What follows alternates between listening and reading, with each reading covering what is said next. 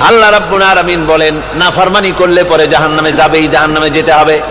ওই জাহান্নামীদেরকে কি খেতে দেওয়া হবে? আল্লাহ পাক বলছেন শোনো, খেতে দেব কি?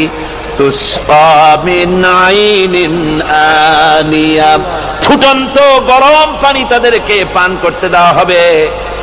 লাইসা লাহুম তুআমুন ইল্লা মিন দারি, কাঁটা যুক্ত ঘাস তাদেরকে খেতে দেওয়া হবে।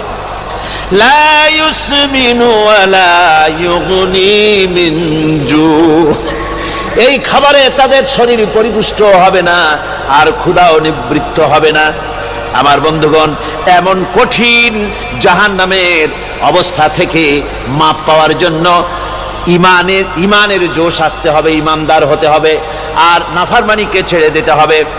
জাহান্নামে যখন মানুষদেরকে নিয়ে যাওয়া হবে, জাহান্নামীদেরকে, ইযা উলকু ফিহা সামিউ লাহা শাহীকান ওয়া হিয়া তাফুর, যখনই খোদাদ্রোহীদেরকে জাহান্নামের দিকে নিয়ে যাওয়া হবে, আজ তো খুব মাতবাড়ি, কত ভক্ত আছে, তারপরে কত শক্তি, কত কিছু, কিন্তু আল্লাহর দরবারে যখন হাজির হবে, কোনো শক্তি তখন কাজে লাগবে না, কোনো শক্তি কাজে লাগবে না।